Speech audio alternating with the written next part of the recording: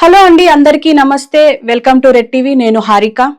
So గత 2 రోజులుగా మనం తెలంగాణలో కానీ 2 తెలుగు రాష్ట్రాల్లో వినిపిస్తున్నది ఏంటి అంటే చిలుకూరు బాలాజీ టెంపుల్లో ప్రధాన అర్చకులుగా ఉన్న రంగరాజన్ పైన దాడి. అసలు ఇది ఎందుకు జరిగింది, అసలు దీని వెనుక కారణాలేంటి అని చెప్పేసి చాలా మంది ఆలోచిస్తున్నారు అండ్ వ్యతిరేకిస్తున్నారు, ఖండిస్తున్నారు.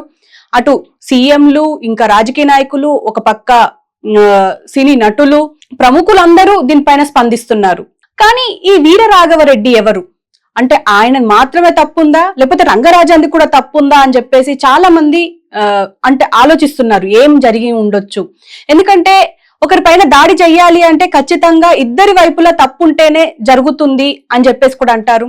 ఈయన ఏమనకుండానే వీరరాఘవరెడ్డి వెళ్ళి అంటే దాడి ప్రయత్నించారా అని చెప్పేసి అంటున్నారు.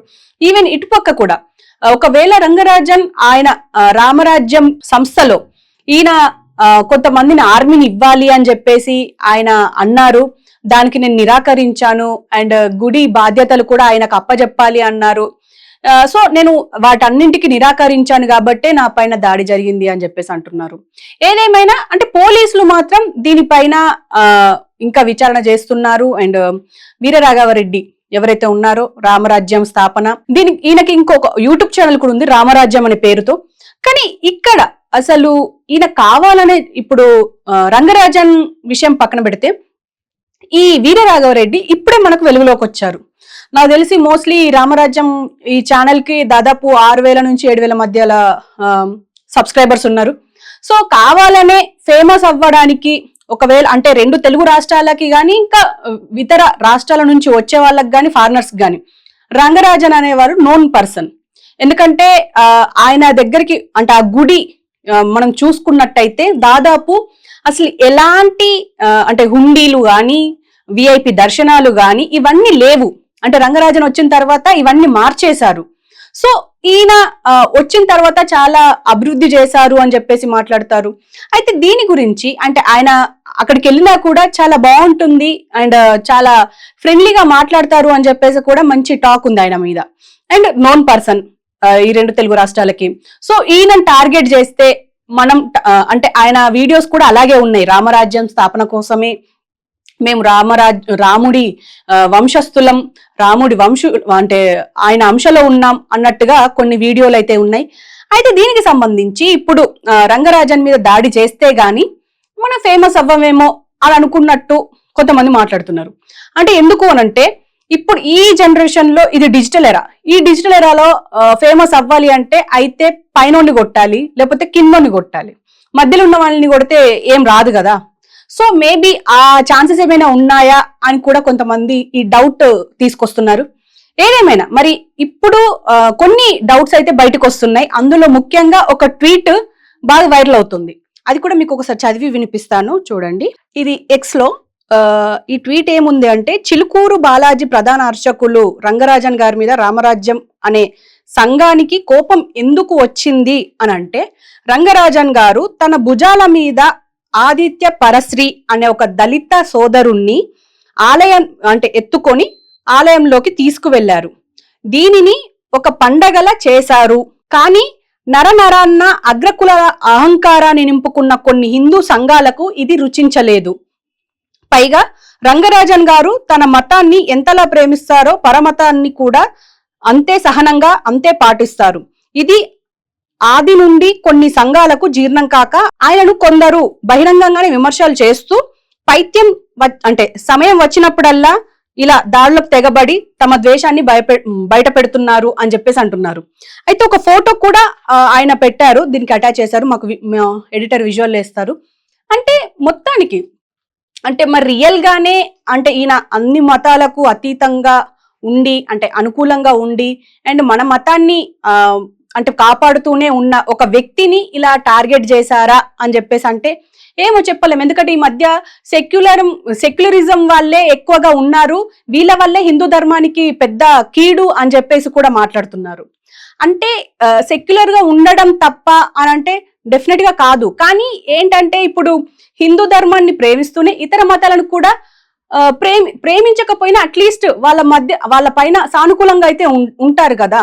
కానీ ఇది ఇక్కడ అట్లా కాదు, వేరే మతాలను ద్వేషించాలి, మన ధర్మాన్ని రక్షించాలి, కాపాడాలి, ప్రేమించాలి అన్నట్టుగా కొన్ని సంఘాలు ప్రయత్నిస్తున్నాయి అన్నట్టుగా దీనికి సారాంశం ఉంది. అండ్ దీని కింద కొంతమంది ట్వీట్లు ఏం పెట్టారంటే, ఇప్పుడు ఇందాక అన్నాను కదా సెక్యులర్ వల్లనే ఇలా జరుగుతుంది, మన ధర్మానికి కీడు మీరే అన్నట్టుగా ఈ మధ్య అవుతుంది అనేసి. అది దీనికి సంబంధించి అంటే ఇతను వచ్చి నీకు ఎవరైనా చెవిలో వచ్చి చెప్పాడా, లేకపోతే ఇంకేమైనా అంటే ఇంకా వేరే వాళ్ళ అంటే పెద్దవాళ్ళ సానుకూల కోసం వాళ్ళ హెల్ప్ కోసం ఇలా మెసేజ్లు పెడుతున్నావా అని చెప్పేసి కూడా మాట్లాడుతున్నారు. ఏదేమైనా అంటే ఇదొక కారణంగానే చూపిస్తున్నారు. కానీ ఇక్కడ వీర రాఘవరెడ్డి ఇంకా ఎవరు, అసలు ఈయన బ్యాక్గ్రౌండ్ ఏంది, ఈయన నిజంగానే హిందువా లేకపోతే ఇతర ఇంకా ఏమైనా అయ్యుంటాడా?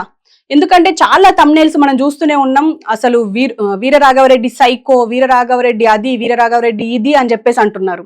మరి వీర రాఘవరెడ్డి రియల్ గా ఎవరు? ప్రస్తుతం అయితే పోలీసులు అదుపులో ఉన్నారు. ఆయనను మనం ఇంటర్వ్యూ చేయడానికి లేదు అండ్ ఆయనను కలవడానికి లేదు.